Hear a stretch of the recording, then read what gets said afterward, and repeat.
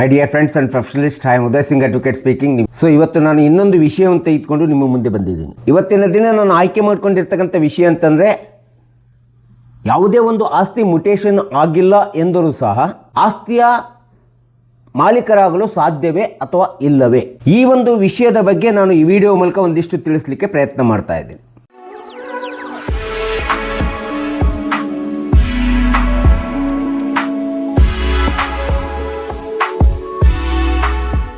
Property ಲಾವನ್ನು ತೆಗೆದುಕೊಳ್ಳಿ ಅಥವಾ transfer property act 1882 ತೆಗೆದುಕೊಂಡಾಗ ನಾವು ಯಾವುದೇ ಒಂದು ಆಸ್ತಿಯನ್ನು ಹಲವಾರು ವಿಧದಲ್ಲಿ ಒಬ್ಬರಿಂದ ಇನ್ನೊಬ್ಬರಿಗೆ ವರ್ಗಾವಣೆ ಮಾಡ್ತಕ್ಕಂಥದ್ದು ಇದು ಸಹಜವಾಗಿ ನಾವು ಕಾನೂನಿನಲ್ಲಿ ನೋಡ್ತಾ ಇದ್ದೀವಿ. ಅದು ಸೇಲ್ ಡೀಡ್ ಮೂಲಕ ಇರ್ಬೋದು, ಗಿಫ್ಟ್ ಡೀಡ್ ಮೂಲಕ ಇರ್ಬೋದು, ವಿಲ್ ಮೂಲಕ ಇರ್ಬೋದು, ಅಥವಾ ಸೇಲ್ ಅಗ್ರಿಮೆಂಟ್ ಮೂಲಕ ಇರ್ಬೋದು, ಅಥವಾ ಮಾರ್ಟ್ಗೇಜ್ ಮಾಡುವುದರ ಮೂಲಕ ಇರ್ಬೋದು. ಹೀಗೆ ಹಲವಾರು ವಿಧಗಳಲ್ಲಿ ನಾವು ಆಸ್ತಿಯನ್ನು ಒಬ್ಬರಿಂದ ಇನ್ನೊಬ್ಬರಿಗೆ ವರ್ಗಾವಣೆ ಮಾಡ್ತಕ್ಕಂಥದ್ದು ಕಾನೂನುಬದ್ಧವಾಗಿ ನಾವು ಸಹಜವಾಗಿ ಮಾಡ್ತಕ್ಕಂಥದ್ದು ನಾವು ಕಾಣ್ತಾ ಇದ್ದೀವಿ. ಸೊ ಒಂದು ರಿಜಿಸ್ಟ್ರೇಷನ್ ಆ್ಯಕ್ಟ್ 1908 ಸೆಕ್ಷನ್ 17 ಪ್ರಕಾರ ಒಂದು ಆಸ್ತಿ ನೋಂದಣಿ ಆಗಿದೆ ಅಂದಾಗ, ಸೊ ಯಾವುದೇ ಒಂದು ಆಸ್ತಿಯನ್ನು ಒಬ್ಬ ಖರೀದಿದಾರ ನೋಂದಣಿ ಮೂಲಕ ಆಸ್ತಿಯನ್ನು ಖರೀದಿ ಮಾಡಿದಾಗ ಆ ನೋಂದಣಿ ಮಾಡಿಕೊಂಡಿರ್ತಕ್ಕಂಥ ಖರೀದಿಯಾದಂಥ ಆಸ್ತಿ ಒಂದು ವೇಳೆ 1 ವರ್ಷ ಇರ್ಬೋದು, 2 ವರ್ಷ ಇರ್ಬೋದು, 3 ವರ್ಷ ಅಥವಾ 4 ಅಥವಾ 10 ವರ್ಷಗಳವರೆಗೆ ತನ್ನ ಹೆಸರಿಗೆ ಮುಟೇಷನ್ ಮಾಡಿಕೊಂಡಿಲ್ಲ ಅಥವಾ ವರ್ಗಾವಣೆ ಆಗಿಲ್ಲ ಅಂದ ತಕ್ಷಣ ಅಂತ ಒಂದು ಆಸ್ತಿಗೆ ಅವನು ಕಾನೂನುಬದ್ಧ ಮಾಲೀಕನಾಗಲು ಸಾಧ್ಯವೇ ಅಥವಾ ಇಲ್ಲವೇ ಎಂಬತಕ್ಕಂಥ ಒಂದು ಕಾನೂನು ಜಟಿಲತೆಯ ಪ್ರಶ್ನೆ ನಮಗೆ ಇಲ್ಲಿ ಬರ್ತದೆ, ಅಥವಾ ಮುಟೇಷನ್ ಗ್ಯಾಪ್ ಇದ್ದಂಥ ಸಂದರ್ಭದಲ್ಲಿ. ಸೊ ಇಂಥ ಒಂದು ಆಸ್ತಿಯನ್ನು ನಾವು ಮಾಲೀಕರಂತೇಳಿ ಸಾಬೀತುಪಡಿಸಬೇಕಾದ್ರೆ ಒಂದು ಪ್ರಾಪರ್ಟಿ ಕ್ರಯಪತ್ರದ ಮೂಲಕ ಒಬ್ಬ ವ್ಯಕ್ತಿ ಖರೀದಿ ಮಾಡ್ಕೊಂಡಿದ್ದಾನೆ ಅಂದಾಗ ಹಲವಾರು ವರ್ಷಗಳವರೆಗೆ ಅವನ ಹೆಸರಿಗೆ ಮುಟೇಷನ್ ಆಗಿಲ್ಲ ಅಂದರೂ ಸಹ ನಂತರದಲ್ಲಿ ಮುಟೇಷನ್ ಮಾಡಿಕೊಂಡಾಗ ಅಂಥ ಒಂದು ಗ್ಯಾಪನ್ನು ಬಿಟ್ಬಿಟ್ಟು ಮುಟೇಷನ್ ಆದಂಥ ಪ್ರಾಪರ್ಟಿಗೆ ಸಂಬಂಧಪಟ್ಟಂಥ ಸೇಲ್ ಡೀಡ್ ಇರಬೇಕು, ಆ ಸೇಲ್ ಡೀಡು ರಿಜಿಸ್ಟರ್ಡ್ ಆಗಿರಬೇಕು, ಮತ್ತು ಆ ರಿಜಿಸ್ಟರ್ಡ್ ಆದಂಥ ಸೇಲ್ ಡೀಡಿಗೆ ಸಂಬಂಧಪಟ್ಟಂಥ ಮುಟೇಷನ್ ಕಾಪಿ ಆರು ಅದಕ್ಕೆ ಬೇಕಾದಂಥ ಒಂದು ಸರ್ವೆ ಸ್ಕೆಚ್ ಇರ್ಬೋದು, ಮತ್ತು ಟ್ಯಾಕ್ಸ್ ಪೇಯ್ಡ್ ರೆಸಿಪ್ಟ್ ಇರ್ಬೋದು. ಅಷ್ಟೇ ಅಲ್ಲದೆ ಆ ಆಸ್ತಿಯನ್ನು ಹಲವಾರು ವರ್ಷಗಳವರೆಗೆ, ಸುಮಾರು ವರ್ಷಗಳವರೆಗೆ ಪೀಸ್ಫುಲ್ ಪೊಸೆಷನ್ ಆ್ಯಂಡ್ ಎಂಜಾಯ್ಮೆಂಟನ್ನು ಖರೀದಿದಾರನೇ ಮಾಡ್ತಾ ಇದ್ದಂಥ ಸಂದರ್ಭದಲ್ಲಿ ಅಂಥ ಆಸ್ತಿ ಮುಟೇಷನ್ ಆಗಿಲ್ಲ, ಮುಟೇಷನ್ ಗ್ಯಾಪ್ ಆಗಿದೆ ಎಂಬತಕ್ಕಂಥ ಕಾರಣವನ್ನು ಕೊಟ್ಟು ಅವನ ಮಾಲೀಕತ್ವವನ್ನು ತೆಗೆದುಹಾಕಲು ಸಾಧ್ಯವಿಲ್ಲ ಅಂತೇಳಿ ಕಾನೂನು ಹೇಳ್ತಾ ಇದೆ. ಸೊ ಯಾವುದೇ ಒಂದು ಪ್ರಾಪರ್ಟಿ ರಿಜಿಸ್ಟ್ರೇಷನ್ ಆ್ಯಕ್ಟ್ ಪ್ರಕಾರ ಖರೀದಿದಾರನ ಹೆಸರಿಗೆ ನೋಂದಣಿ ಆದಂಥ ಸಂದರ್ಭದಲ್ಲಿ, ಯಾವುದೇ ಒಂದು ಆಸ್ತಿ ಖರೀದಿ ಆದಂಥ ಸಂದರ್ಭದಲ್ಲಿ ತಾಂತ್ರಿಕ ಕಾರಣದಿಂದ ಅದು ಮುಟೇಷನ್ ಆಗಿಲ್ಲ ಎಂಬತಕ್ಕಂಥ ಕಾರಣವನ್ನು ಕೊಟ್ಟು ಅದು 1 ವರ್ಷ, 2 ವರ್ಷ ಅಥವಾ 4 ವರ್ಷದಿಂದ ನಂತರದಲ್ಲಿ ಮುಟೇಷನ್ ಆದಾಗ ಅಂಥ ಒಂದು ಆಸ್ತಿಯ ಮಾಲೀಕತ್ವವನ್ನು ತಳ್ಳಿ ಹಾಕಲಿಕ್ಕೆ ಸಾಧ್ಯ ಇಲ್ಲ, ಅಥವಾ ಟೈಟಲ್ ಡಿಕ್ಲರೇಷನನ್ನು ಕೂಡ ತಳ್ಳಿ ಹಾಕಲಿಕ್ಕೆ ಸಾಧ್ಯ ಆಗೋದಿಲ್ಲ. ಆದ್ದರಿಂದ ಸರ್ವೋಚ್ಚ ನ್ಯಾಯಾಲಯದ ಎಷ್ಟೋ ತೀರ್ಪುಗಳು ಹೇಳಿರ್ತವೆ, ನೋಂದಾಯಿತವಾದಂಥ ಕ್ರಯಪತ್ರ ಎಂಬುದು ಬರೀ ಒಂದು ಕಾಗದದಲ್ಲಿ ಬರೆದಿರ್ತಕ್ಕಂಥ ಒಂದು ಪತ್ರ ಅಷ್ಟೇ ಅಲ್ಲ, ಅದು ಒಂದು ಪವಿತ್ರವಾದಂಥ ಮತ್ತು ಮೌಲ್ಯಯುತವಾದಂಥ ಕಾನೂನುಬದ್ಧವಾದಂಥ ದಾಖಲಾತಿ ಅಂತೇಳಿ ಇವತ್ತು ಸರ್ವೋಚ್ಚ ನ್ಯಾಯಾಲಯ ಹೇಳಿರ್ತಕ್ಕಂಥದ್ದು ನಾವು ಈಗಾಗಲೇ ಇಂದಿನ ಒಂದು ಸೈಟೇಷನ್ಸ್ನಲ್ಲಿ ನಾನು ವಿಡಿಯೋ ಮೂಲಕ ಹೇಳಿರ್ತಕ್ಕಂಥದ್ದು ನೀವು ನೋಡ್ಬೋದು. ಸೊ ಇಂಥ ಒಂದು ಆಸ್ತಿ ಮಾರಾಟ ಏನಿದೆಯಲ್ಲ, ಈ ರೀತಿ ಒಬ್ಬರಿಂದ ಇನ್ನೊಬ್ಬರಿಗೆ ಈ ರೀತಿ ಆಸ್ತಿ ಮಾರಾಟವಾಗಿಬಿಟ್ಟು ಅದು ಪಿತ್ರಾರ್ಜಿತ ಆಸ್ತಿ ಇರ್ಬೋದು, ಸ್ವಯಾರ್ಜಿತ ಆಸ್ತಿ ಇರ್ಬೋದು, ನೋಂದಣಿ ಕಚೇರಿ ಒಳಗಡೆ ನೋಂದಣಿ ಕಾಯ್ದೆ ಪ್ರಕಾರ ಆ ಆಸ್ತಿ ನೋಂದಣಿ ಆದಂಥ ಸಂದರ್ಭದಲ್ಲಿ ಮುಟೇಷನ್ನು ಗ್ಯಾಪ್ ಆಗಿದೆ, ಅದು 2 ವರ್ಷ ಎಷ್ಟು ವರ್ಷನಾಗಲಿ ಮುಟೇಷನ್ ಗ್ಯಾಪ್ ಆಗಿದೆ ಅಂತೇಳ್ಬಿಟ್ಟು ಅಲ್ಲಿ ಮುಟೇಷನ್ ಆಗಿಲ್ಲ ಎಂಬತಕ್ಕಂಥ ಏಕೈಕವಾದಂಥ ಒಂದು ತಾಂತ್ರಿಕ ಕಾರಣವನ್ನು ಕೊಟ್ಟು ಲೀಗಲ್ ಏರ್ಸ್ ಏನಿದ್ದಾರಲ್ಲ, ಅದು ಮಕ್ಕಳಿರ್ಬೋದು, ಮೊಮ್ಮಕ್ಕಳಿರ್ಬೋದು, ಮರಿಮಕ್ಕಳಿರ್ಬೋದು, ಇದು ನಮ್ಮ ಪೂರ್ವಜರ ಆಸ್ತಿ, ಇದು ನಮ್ಮ ಪೂರ್ವಜರು ನಿಮಗೆ ಮಾರಾಟ ಮಾಡಿಲ್ಲ ಅಥವಾ ಇದು ಮುಟೇಷನ್ ಆಗಿಲ್ಲ, ನಿಮ್ಮ ಹೆಸರಿಗೆ ವರ್ಗಾವಣೆ ಆಗಿಲ್ಲ ಅಂತೇಳ್ಬಿಟ್ಟು ನ್ಯಾಯಾಲಯದಲ್ಲಿ ಪ್ರಶ್ನಿಸತಕ್ಕಂಥದ್ದು ಸರಿಯಲ್ಲ ಮತ್ತು ಸಮಂಜಸವಲ್ಲ ಅಂತೇಳಿ ಕೂಡ ಸರ್ವೋಚ್ಚ ನ್ಯಾಯಾಲಯ ಹೇಳಿರ್ತಕ್ಕಂಥದ್ದು ನಾವು ಕಾಣ್ತಾ ಇದ್ದೀವಿ. ಇನ್ನು ನೋಂದಣಿ ಆಗಿರ್ತಕ್ಕಂಥ ಇಂಥ ಒಂದು ಆಸ್ತಿಯನ್ನು ನೋಂದಣಿ ಕಾಯ್ದೆ 1908 ಪ್ರಕಾರ, ರಿಜಿಸ್ಟ್ರೇಷನ್ ಆ್ಯಕ್ಟ್ ಪ್ರಕಾರ ಸಂಬಂಧಪಟ್ಟಂಥ ಸಬ್ ರಿಜಿಸ್ಟ್ರರ್ ಏನಿದಾರಲ್ಲ ಆ ಸಂಬಂಧಪಟ್ಟಂಥ ಸಬ್ ರಿಜಿಸ್ಟ್ರರ್ ಒಂದು ಆಸ್ತಿ ನೋಂದಣಿ ಆಯಿತು ಅಂತಂದರೆ ಆ ಒಂದು ಆಸ್ತಿಗೆ ಸಂಬಂಧಪಟ್ಟಂಥ ದಾಖಲಾತಿಗಳು ಮತ್ತು ಜೆ ಫಾರಂ 10 ಇರ್ಬೋದು ಅಥವಾ 11 ಕನ್ಸರ್ನ್ಡ್ ತಹಸೀಲ್ದಾರ್ ಕಚೇರಿಗೆ ಕಳಿಸಿಕೊಡ್ತಕ್ಕಂಥ ಒಂದು ಗುರುತರವಾದಂಥ ಕರ್ತವ್ಯ ಮತ್ತು ಜವಾಬ್ದಾರಿ ಅವರದಾಗಿರ್ತದೆ ಹೊರತು ಖರೀದಿದಾರನದು ತಪ್ಪಾಗಿರೋದಿಲ್ಲ. ಇನ್ನು ಲ್ಯಾಂಡ್ ರೆವಿನ್ಯೂ ಆ್ಯಕ್ಟ್ ಸೆಕ್ಷನ್ 128 129 ಪ್ರಕಾರ ಸ್ಪಷ್ಟವಾಗಿ ಹೇಳ್ತದೆ, ಯಾವುದೇ ಒಂದು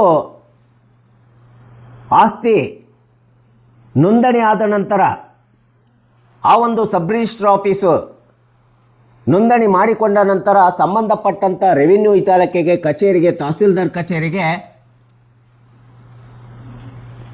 ಕಾಲಮಿತಿ ಒಳಗಡೆ ಆ ಒಂದು ಮುಟೇಷನ್ ಆಗಬೇಕಂದ್ರೆ ಕಾಲಮಿತಿ 60 ದಿನ ಇರ್ತದೆ ಅಥವಾ 65 ದಿನ ಇರ್ತದೆ, 45 ದಿಂದ 60 ದಿನ 65 ದಿನ ಇರ್ತದೆ. ಆ ಕಾಲಮಿತಿ ಒಳಗಡೆ ಆ ಮುಟೇಷನ್ ಮಾಡಲಿಕ್ಕೆ ಸಂಬಂಧಪಟ್ಟಂಥ ಎಲ್ಲ ದಾಖಲಾತಿಗಳು ಆ ಸಬ್ ರಿಜಿಸ್ಟ್ರ್ ಆಫೀಸ್ನವರು ಈ ಒಂದು ಸೆಕ್ಷನ್ ಪ್ರಕಾರ ಸ್ಪಷ್ಟವಾಗಿ ಕಳಿಸ್ಕೊಡ್ಬೇಕು. ಒಂದು ವೇಳೆ ಕಳಿಸಿಕೊಟ್ಟಿದ್ರು ಸಹ ಆ ಒಂದು ಆಸ್ತಿಯನ್ನು ಸಂಬಂಧಪಟ್ಟಂಥ ತಹಸೀಲ್ದಾರ್ ಕಚೇರಿ ಒಳಗಡೆ ನೆಗ್ಲಿಜೆನ್ಸ್ ಮಾಡಿ ನೋಂದಣಿ ಮಾಡದೇ ಇದ್ದಂಥ ಮುಟೇಷನ್ ಮಾಡದೇ ಇದ್ದಂಥ ಸಂದರ್ಭದಲ್ಲಿ ಆ ಒಂದು ಆಸ್ತಿಯ ಖರೀದಿದಾರನನ್ನು ಮಾಲೀಕನಲ್ಲ ಅಂತೇಳಿ ತಿರಸ್ಕಾರ ಮಾಡ್ತಕ್ಕಂಥದ್ದು ಕಾನೂನಿನಲ್ಲಿ ಅವಕಾಶವಿಲ್ಲ ಅಥವಾ ತೆಗೆದುಹಾಕಲು ಬರುವುದಿಲ್ಲ ಆಗುವುದಿಲ್ಲ ಎಂಬತಕ್ಕಂಥದ್ದನ್ನು ನಾವಿಲ್ಲಿ ತಿಳ್ಕೊಬೇಕಾಗಿದೆ. ಸೊ ಹೀಗಾಗಿ ಇವತ್ತಿನ ನ್ಯಾಯಾಲಯಗಳಲ್ಲಿ ಇಂಥ ಒಂದು ಖರೀದಿಯಾದಂಥ ಆಸ್ತಿ ಮುಟೇಷನ್ ಆಗಿಲ್ಲ ಎಂಬತಕ್ಕಂಥ ಒಂದು ಕಾರಣವನ್ನು ಇಟ್ಕೊಂಡ್ಬಿಟ್ಟು suit for declaration and permanent injunction ಎಂಬತಕ್ಕಂಥ ದಾಖಲೆಗಳು ಇವತ್ತು ನ್ಯಾಯಾಲಯದಲ್ಲಿ ದಾಖಲಾಗ್ತಾ ಇರ್ತಕ್ಕಂಥದ್ದನ್ನು ನಾವು ಸ್ಪಷ್ಟವಾಗಿ ನೋಡ್ತಾ ಇದ್ದೀವಿ. ಈ ಒಂದು ದಾವೆ ದಾಖಲಾಗಲಿಕ್ಕೆ ಕಾರಣ ಅಂತಂದರೆ ಆ ಆಸ್ತಿ ಮುಟೇಷನ್ನು ಅಥವಾ ಖರೀದಿ ಮಾಡಿರ್ತಕ್ಕಂಥದ್ದು ಮೋಸದಿಂದ ಆಗಿದೆ, ವಂಚನೆಯಿಂದ ಆಗಿದೆ, ನಮ್ಮ ಗಮನಕ್ಕೆ ಬರದಂಗೆ ಆಗಿದೆ ಎಂಬತಕ್ಕಂಥ ಒಂದು ಮಾರಾಟ ಮಾಡಿದ್ದಾರೆ ನಮ್ಮ ಪೂರ್ವಜರು ಹಿರಿಯರು ಎಂಬತಕ್ಕಂಥ ಒಂದು ಕಾರಣವನ್ನು, ತಾಂತ್ರಿಕ ಕಾರಣವನ್ನು ಕೊಟ್ಟು ಈ ಒಂದು ದಾವೆ ಹಾಕಿದ ತಕ್ಷಣ ಖರೀದಿದಾರನ ಮಾಲೀಕತ್ವವನ್ನು ತಳ್ಳಿ ಹಾಕಲು ಕಾನೂನಿನಲ್ಲಿ ಅಷ್ಟು ಸುಲಭವಲ್ಲ. ಸೊ ಒಂದು ವೇಳೆ ಸಂಬಂಧಪಟ್ಟಂಥ ಲೀಗಲ್ ಸೇರ್ಸು ಇಂಥ ಒಂದು ಪೂರ್ವಜರು ನಮ್ಮ ಆಸ್ತಿಯನ್ನು ಮಾರಾಟ ಮಾಡಿದ್ದಾರೆ,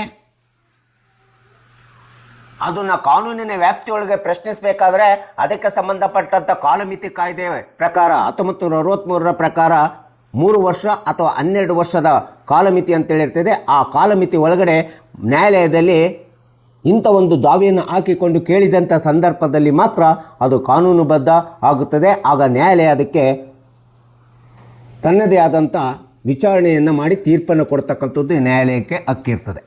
ಸೊ ಒಂದು ವೇಳೆ 12 ವರ್ಷ ಆದ ನಂತರ 15, 20, 30 ವರ್ಷಗಳ ನಂತರದಲ್ಲಿ ಪ್ರಶ್ನೆ ಮಾಡಿದಂಥ ಸಂದರ್ಭದಲ್ಲಿ ಆಗ ಖರೀದಿದಾರ ಮುಟೇಷನ್ನು ತಡವಾಗಿ ಮಾಡಿಕೊಂಡ್ರು ಕೂಡ ಮತ್ತು ಆ ಒಂದು ಆಸ್ತಿಗೆ ಸಂಬಂಧಪಟ್ಟಂಥ ಟ್ಯಾಕ್ಸ್ ಪೇ ರೆಸೀಟು, ಸಂಬಂಧಪಟ್ಟಂಥ ಮುಟೇಷನ್ನು, ಸಂಬಂಧಪಟ್ಟಂಥ RTC ಮತ್ತು ಭೂ ಹಿಡುವಳಿ ಪತ್ರ, ಅದಕ್ಕೆ ಬೇಕಾಗಿರ್ತಕ್ಕಂಥ ಸರ್ವೆ ಸ್ಕೆಚ್ಚು, ಇವೆಲ್ಲ ದಾಖಲೆಗಳನ್ನು ಇನ್ಕಮ್ ಸರ್ಟಿಫಿಕೇಟ್ ಇವೆಲ್ಲ ದಾಖಲೆಗಳನ್ನಿದ್ದು ಭಾಳಷ್ಟು ವರ್ಷಗಳ ಕಾಲ 30-40 ವರ್ಷಗಳ ಕಾಲ ಅವನೇ ಆ ಖರೀದಿದಾರ ಆ ಆಸ್ತಿಯನ್ನು ಅನುಭೋಗಿಸ್ತಾ ಇದ್ದರೆ ಕಾನೂನುಬದ್ಧವಾಗಿ ಅವನೇ ಮಾಲೀಕನಾಗ್ತಾನೆ ಹೊರತು ಮಾರಾಟ ಮಾಡಿದಂಥವ್ರು ಪೂರ್ವಜರ ಆಸ್ತಿ ಇರ್ಬೋದು, ಪಿತ್ರಾರ್ಜಿತ ಆಸ್ತಿ ಇರ್ಬೋದು, ಅವರು ಇಂಥ ಒಂದು ಆಸ್ತಿಯನ್ನು ಕ್ಲೈಮ್ ಮಾಡೋದು ಅಷ್ಟು ಸುಲಭವಲ್ಲ. ಅಥವಾ ಅಂಥ ಒಂದು ಪ್ರಾಪರ್ಟಿಯ ಟೈಟಲ್ ಡಿಕ್ಲರೇಷನನ್ನು ಖರೀದಿದಾರನಿಂದ ತೆಗೆದುಹಾಕಲಿಕ್ಕೆ ಸಾಧ್ಯವಿಲ್ಲ ಎಂಬತಕ್ಕಂಥದ್ದನ್ನು ಕಾನೂನಲ್ಲಿ ಹೇಳ್ತಾ ಇದೆ. ಒಂದು ವೇಳೆ ಇಂಥ ಒಂದು suit for declaration and permanent ಇಂಜೆಕ್ಷನನ್ನು ನ್ಯಾಯಾಲಯದಲ್ಲಿ ಹೂಡಿದಂಥ ಸಂದರ್ಭದಲ್ಲಿ ವಾದಿಯಾದಂಥವನು ಈ ಒಂದು ರಿಜಿಸ್ಟ್ರೇಷನ್ ಆಗಿರ್ತಕ್ಕಂಥ ಆಸ್ತಿ ಮೋಸದಿಂದ ಆಗಿದೆ, ವಂಚನೆಯಿಂದ ಆಗಿದೆ, ಮೋಸದಿಂದ ವರ್ಗಾವಣೆ ಆಗಿದೆ ಎಂಬತಕ್ಕಂಥದ್ದನ್ನು ಬರೀ ಬಾಯಿ ಮಾತಿನ ಮೂಲಕ ಸಾಕ್ಷಿಗಳನ್ನು ಹೇಳುವುದರ ಮೂಲಕ ಅದನ್ನು ಸಾಬೀತುಪಡಿಸಲಿಕ್ಕೆ ಮಾನ್ಯ ನ್ಯಾಯಾಲಯ ಒಪ್ಪೋದಿಲ್ಲ. ಅದಕ್ಕೆ ಸಂಬಂಧಪಟ್ಟಂಥ ಸೇಲ್ ಡೀಡ್ ಆಗಿಲ್ಲ ಎಂಬತಕ್ಕಂಥದ್ದನ್ನು ಪ್ರೂವ್ ಮಾಡಬೇಕು, ಸೇಲ್ ಡೀಡ್ ರಿಜಿಸ್ಟ್ರೇಷನ್ ಆಗಿಲ್ಲ ಎಂಬತಕ್ಕಂಥದ್ದನ್ನು ಪ್ರೂವ್ ಮಾಡಬೇಕು. ಆ ಒಂದು ಸೇಲ್ ಡೀಡಿಗೆ ಸಂಬಂಧಪಟ್ಟಂಥ ಆ ಆಸ್ತಿಗೆ ಸಂಬಂಧಪಟ್ಟಂಥ ಎಲ್ಲ ದಾಖಲೆಗಳು ನಮ್ಮಲ್ಲಿ ಇದ್ದಾವೆ ಎಂಬತಕ್ಕಂಥದ್ದನ್ನು ಮಾನ್ಯ ನ್ಯಾಯಾಲಯದೊಳಗಡೆ ವಿತ್ ಎವಿಡೆನ್ಸ್ ಮೂಲಕ ಪ್ರೂವ್ ಮಾಡಿದಂಥ ಸಂದರ್ಭದಲ್ಲಿ ಮಾತ್ರ ಮಾನ್ಯ ನ್ಯಾಯಾಲಯ ಅದಕ್ಕೆ ತನ್ನದೇ ಆದಂಥ ತೀರ್ಪನ್ನು ನಿರ್ಣಯವನ್ನು ಕೊಡಲಿಕ್ಕೆ ಸಾಧ್ಯ ಆಗ್ತದೆ. ಸೊ ಉದಾಹರಣೆಗೆ ಒಂದು ಆಸ್ತಿ 1972-73ರಲ್ಲಿ ಖರೀದಿ ಆಗಿರ್ತದೆ. ಆ ಖರೀದಿಯಾದಂಥ ಆಸ್ತಿಗೆ ಸಂಬಂಧಪಟ್ಟಂಥ ಖರೀದಿದಾರರು ಅವರ ಅನಕ್ಷರಸ್ಥತೆಯೋ ಅಮಾಯಕತೆಯಿಂದಲೋ ಅಥವಾ ಶಿಕ್ಷಣದ ಕೊರತೆಯಿಂದಲೋ ಅವರು ಅಪ್ಲಿಕೇಶನನ್ನು ಕೊಟ್ಟಿದ್ದು ಸುಮ್ಮನೆ ಬಿಟ್ಟಿರ್ತಾರೆ, ಮುಟೇಷನ್ ಮಾಡಿರೋದಿಲ್ಲ. ಅದು 1976ರಲ್ಲಿ ಮುಟೇಷನ್ ಆಗಿರ್ತದೆ. 3 ವರ್ಷ ಗ್ಯಾಪ್ ಬಿಟ್ಟು ಆ ಮುಟೇಷನ್ ಆದಂಥ ಸಂದರ್ಭದಲ್ಲಿ ರಿಜಿಸ್ಟ್ರೇಷನ್ ಆಗಿರ್ತದೆ. ನಂತರದಲ್ಲಿ 3 ವರ್ಷ ಗ್ಯಾಪಿನಂತ ಮುಟೇಷನ್ ಆಗಿರ್ತದೆ.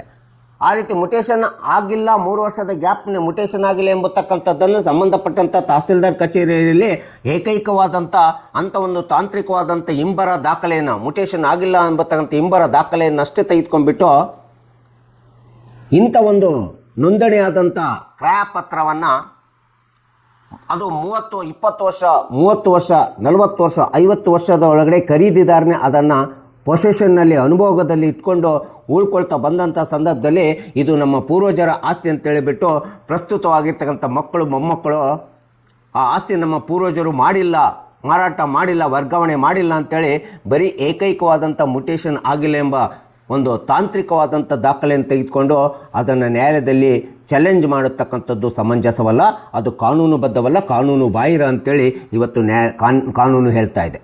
ಸೊ ಹೀಗಾಗಿ ಯಾವುದೇ ಒಂದು ಆಸ್ತಿ ಮುಟೇಷನ್ ಗ್ಯಾಪ್ ಆಗಿದೆ ಎಂಬತಕ್ಕಂಥ ತಾಂತ್ರಿಕ ಕಾರಣವನ್ನು ಕೊಟ್ಬಿಟ್ಟು ಆ ಆಸ್ತಿ ಖರೀದಿ ಆಗಿಬಿಟ್ಟು ಕ್ರಯಪತ್ರವನ್ನು ಸಂಬಂಧಪಟ್ಟಂಥ ರಿಜಿಸ್ಟ್ರೇಷನ್ ಆಫೀಸ್ನೊಳಗಡೆ ರಿಜಿಸ್ಟ್ರೇಷನ್ ಆ್ಯಕ್ಟ್ 1908 ಪ್ರಕಾರ ಸೆಕ್ಷನ್ 17 ಪ್ರಕಾರ ಅದು ತಡವಾಗಿ ಮುಟೇಷನ್ ಆಗಿದ್ದರೂ ಸಹ ಅಂಥ ಆಸ್ತಿಗೆ ಎಲ್ಲ ದಾಖಲೆಗಳು ಖರೀದಿದಾರ ಹೊಂದ್ಬಿಟ್ಟು ಆ ಆಸ್ತಿಯನ್ನು ತನ್ನ ಅನುಭೋಗದಲ್ಲಿ ಪೊಸೆಷನ್ ಆಗಿ 30, 40, 50 ವರ್ಷದಿಂದ ಅನುಭವಿಸಿದ್ದಂಥ ಸಂದರ್ಭದಲ್ಲಿ ಆ ಆಸ್ತಿಗೆ ಮಾಲೀಕನು ಮುಟೇಷನ್ನು 10 ವರ್ಷ ಲೇಟ್ ಆಗಿದ್ದರೂ ಕೂಡ ಆ ಆಸ್ತಿಗೆ ಖರೀದಿದಾರನೇ ಮಾಲೀಕನಾಗ್ತಾನೆ. ಮಾರಾಟ ಮಾಡಿದಂಥವರು ಮಾಲೀಕರು ಅನ್ಸ್ಕೊಳ್ಳಿಕ್ಕೆ title declaration, suit for declaration and permanent ಇಂಜಂಕ್ಷನ್ನಲ್ಲಿ ಅವರು ನ್ಯಾಯಾಲಯದಲ್ಲಿ ಸಾಬೀತುಪಡಿಸಲಿಕ್ಕೆ ಅಷ್ಟು ಸುಲಭವಲ್ಲ, ಸಮಂಜಸವಲ್ಲ, ಅದು ಕಾನೂನುಬದ್ಧ ಅಲ್ಲ ಎಂಬತಕ್ಕಂಥದ್ದನ್ನು ಈ ಒಂದು ವಿಡಿಯೋ ಮೂಲಕ ಮುಟೇಷನ್ ಆಗಿಲ್ಲ ಅಂದರೂ ಸಹ ಅಥವಾ ಮುಟೇಷನ್ ಗ್ಯಾಪ್ ಆಗಿದೆ ಅಂದಿದ್ರೂ ಸಹ ಆಸ್ತಿಯ ಮಾಲೀಕತ್ವವನ್ನು ಖರೀದಿದಾರನೇ ಮಾಲೀಕನಾಗ್ತಾನೆ ಹೊರತು ಮಾರಾಟಗಾರ ಮಾಲೀಕನಾಗಲಿಕ್ಕೆ ಸಾಧ್ಯವಿಲ್ಲ ಎಂಬತಕ್ಕಂಥದ್ದನ್ನು ಈ ಒಂದು ವಿಡಿಯೋ ಮೂಲಕ ನಾನು ನಿಮ್ಮ ಮುಂದೆ ಸಂಕ್ಷಿಪ್ತವಾಗಿ ವಿವರಣೆಯನ್ನು ಕೊಟ್ಟಿದ್ದೇನೆ, ವಿಶ್ಲೇಷಣೆ ಮಾಡಿದ್ದೇನೆ. ದಯವಿಟ್ಟು ನನ್ನ ವಿಡಿಯೋ ಇಷ್ಟ ಆಗಿದ್ದರೆ ಶೇರ್ ಮಾಡಿ, ಲೈಕ್ ಮಾಡಿ, ಕಮೆಂಟ್ ಮಾಡಿ ಮತ್ತು ನನ್ನ ಚಾನಲ್ಗೆ ಇನ್ನೂ ಯಾರ್ಯಾರು ಸಬ್ಸ್ಕ್ರೈಬ್ ಆಗಿಲ್ಲ ನೀವೆಲ್ಲರೂ ಸಬ್ಸ್ಕ್ರೈಬ್ ಆಗಬೇಕಂತ ಕೇಳ್ಕೊಳ್ತಾ ಇವತ್ತಿನ ವಿಷಯಕ್ಕೆ ವಿರಾಮವನ್ನು ಹೇಳ್ತೀನಿ. ಇನ್ನೊಂದು ವಿಷಯವನ್ನು ತೆಗೆದುಕೊಂಡು ನಿಮ್ಮ ಮುಂದೆ ಬರ್ತೀನಿ. ಜೈ ಹಿಂದ್, ಜೈ ಕರ್ನಾಟಕ.